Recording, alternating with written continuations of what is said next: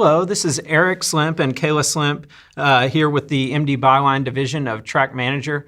We've talked a little bit about our Expert RFP solution, and that's what we'd like to take this fourth segment of 5 to talk about Expert RFP and how we're able to work with some of our members to automate the RFP process. So, Kayla, in general, we talk about how RFPs for purchase services are difficult, Right. And that they're present their own unique challenges. So what are some of those challenges? Can you explain that a little bit? So I think one of the main challenges is just that the service configuration for purchase services is going to be hospital specific every single time. So this isn't like a piece of capital where you can print out the spec sheet from one vendor and then send it and ask for an apples to apples from every other vendor. You're going to have to do a lot of internal research to know exactly what your specific configuration needs to be.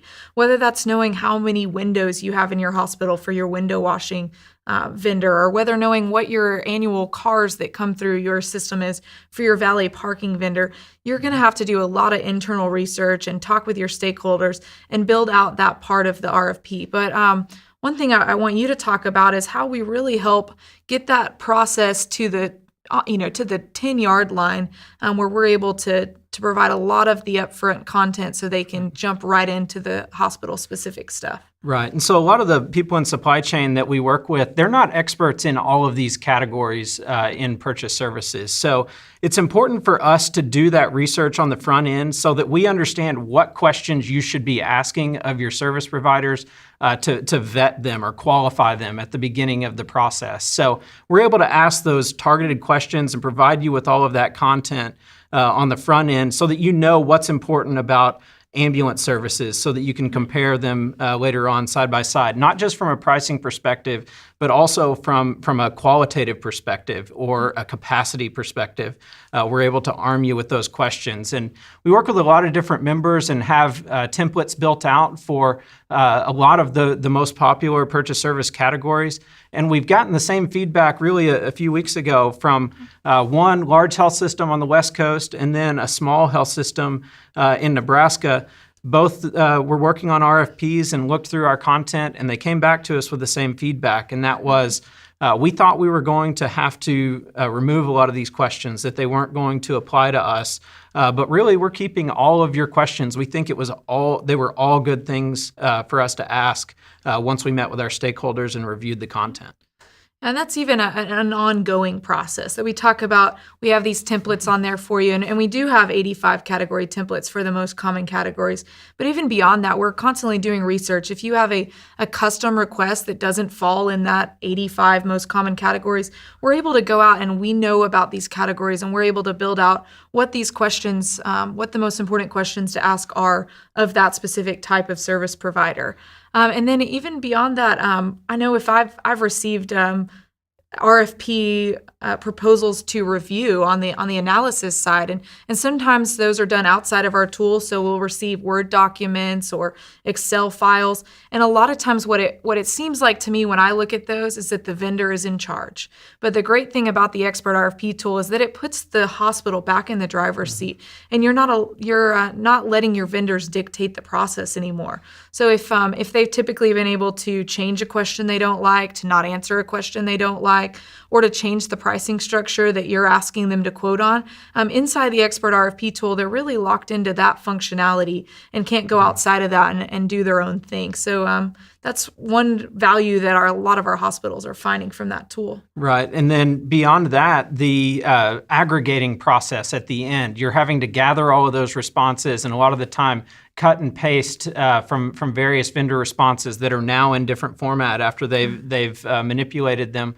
Takes a long time. So the good news is with the Expert RFP tool, if you've used it for your RFP, you're able to, with one click, export side by side every comparison from every vendor for every question, and that's a huge time saver. So now you're able to do RFPs more often because they don't take as many resources to do those tedious processes of pulling together responses.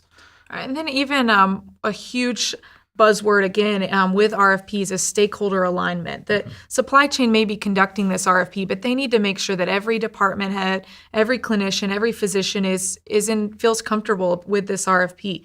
And so on the front end, we talked about the templates, you can send that template out. This is a cloud-based automated solution, and so you're able to send that out to anyone in your hospital that needs to weigh in on whether all the questions that you need there are in the RFP already. And then on the back end, we have a scoring module, and that was a newer addition after we worked with some hospitals and learned what they were really needing and how we could help them save some more time.